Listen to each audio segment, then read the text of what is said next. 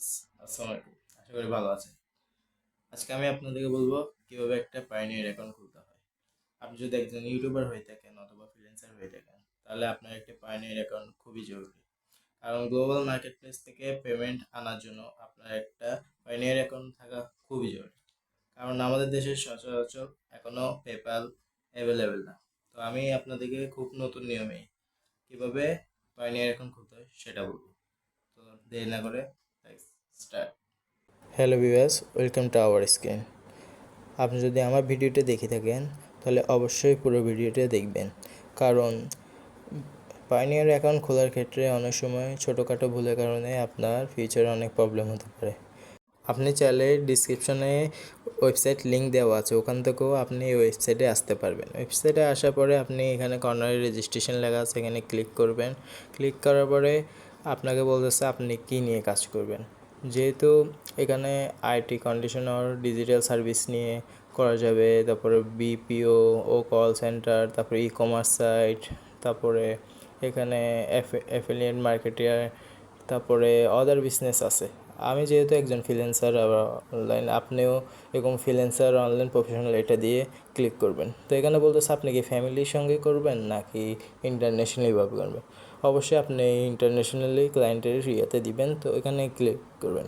তো এখানে আপনি এখানে আন্ডার সেকেন্ডটাই দেওয়া উচিত, যেহেতু আপনার প্রথম অ্যাকাউন্টটা দেওয়ার পরে এখানে আপনি রেজিস্ট্রেশনে ক্লিক করবেন। রেজিস্ট্রেশনে ক্লিক করার পরে আপনার সামনে এমন একটা ইন্টারফেস আসবে। ইন্টারফেসে আসার পরে এখানে আপনি যেহেতু একজন ইন্ডিভিজুয়াল, অবশ্যই ইন্ডিভিজুয়ালে রাখবেন। আর যদি কোম্পানি হন তাহলে কোম্পানিতে ক্লিক করবেন। এখানে নিচে ফার্স্ট নেম দিবেন প্রথমে, তারপর লাস্ট নেম দিবেন, তারপরে ইমেল অ্যাড্রেস দিবেন। ওপরে যে ইমেল অ্যাড্রেসটা আছে আপনি এখানে আবার রিএন্ট্রি করতে হবে। আপনি চাইলে কপি করে পেস্টও করতে পারেন। তারপরে আপনি আপনার জন্ম তারিখ দিয়ে দিবেন। জন্ম তারিখের জন্য এখানে ক্লিক করবেন। ক্লিক করে আপনার ডেট অফ বার্থটা দিয়ে দিবেন। ডেট অফ বার্থ যদি দেওয়া হয়ে যায়, তারপরে আপনি এখানে নেক্সটে ক্লিক করবেন। তো নেক্সটে ক্লিক করলে আপনার কাছে এমন একটা ইন্টারফেস আসবে।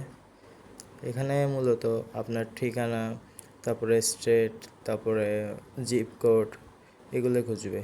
তো এগুলো আপনি আপনার মতো করে দিয়ে দিবেন। আর এখানে একটা ফোন নাম্বার দিবেন। অবশ্যই ফোন নাম্বারটা আপনার কাছে আছে এমন একটা ফোন নাম্বার দিবেন। তো ফোন নাম্বারে একটা ভেরিফিকেশন কোড যাবে, কোডটা চাইলে আপনি এটা এখানে বসিয়ে দিবেন। কোডটা বসানোর পর শেষ হলে আপনি এখানে নেক্সটে ক্লিক করবেন। নেক্সটে ক্লিক করার পর আপনার সামনে এমনই একটা ইন্টারফেস আসবে। এখানে প্রথমে আপনার ইউজার নেম যেমন কি জিমেলটা দিয়ে দিবেন, তারপর একটা নতুন পাসওয়ার্ড, অবশ্যই পাসওয়ার্ডটা স্ট্রং করার চেষ্টা করবেন।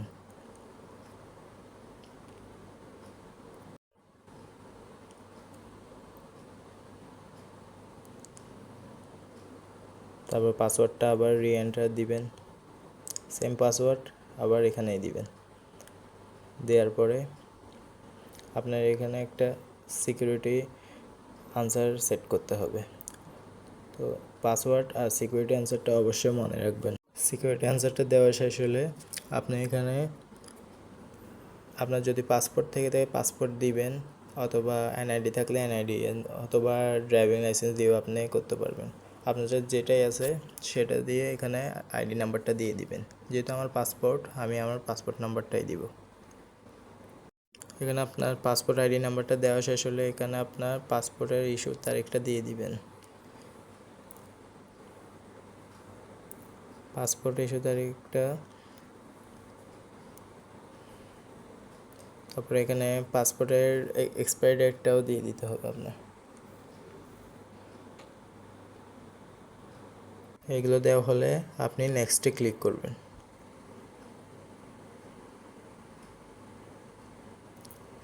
নেক্সটে ক্লিক করার পর আপনার সামনে এমন একটা ইন্টারফেস আসবে। এখানে মূলত আপনার ব্যাংক অ্যাকাউন্ট, তারপরে আপনার ব্যাংক ব্রাঞ্চ কোন জায়গায়, তারপরে আপনার কারেন্সি এগুলো অ্যাড করবেন। তারপরে আপনার পার্সোনাল অ্যাকাউন্ট হলে পার্সোনাল, আর বিজনেস অ্যাকাউন্ট হলে বিজনেস। তারপর এখানে আপনি কারেন্সি বিডিটিও দিতে পারেন, ইউএসডি, আপনি সব ইউরোতে ইউজ করতে পারেন।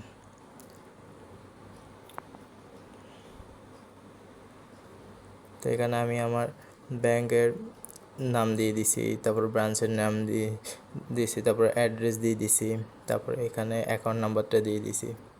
তো এগুলো দিয়ে তারপরে এখানে কান্ট্রি সিলেক্ট করে দিবেন। তারপরে এগুলো দেওয়া শেষ হলে এখানে অবশ্যই 2টা টিক চিহ্ন আছে, ওগুলো টিক চিহ্নগুলো দিয়ে দিবেন। টিক চিহ্ন দেওয়ার পরে আপনি সাবমিট করে দিবেন। সাবমিট দিয়ে বললে আপনার অ্যাকাউন্ট হয়ে গেছে। সাবমিট করার পরে আপনার জিমেলে একটা ভেরিফাই মেসেজ গেছে, তার মাধ্যমে আপনি আপনার পায়োনিয়ার অ্যাকাউন্টটা ভেরিফাই করে নেবেন। তো আজকের জন্য এখানেই বিদায় নিচ্ছি, দেখা হবে কোনো নতুন ভিডিও নিয়ে। আপনাদের যদি আমার ভিডিও ভালো লেগে থাকে তবে অবশ্যই আমার চ্যানেলে গিয়ে সাবস্ক্রাইব করুন, আর যদি সাবস্ক্রাইব করেই থাকুন তাহলে লাইক, কমেন্ট আর শেয়ার দিয়ে পাশে থাকুন। ধন্যবাদ।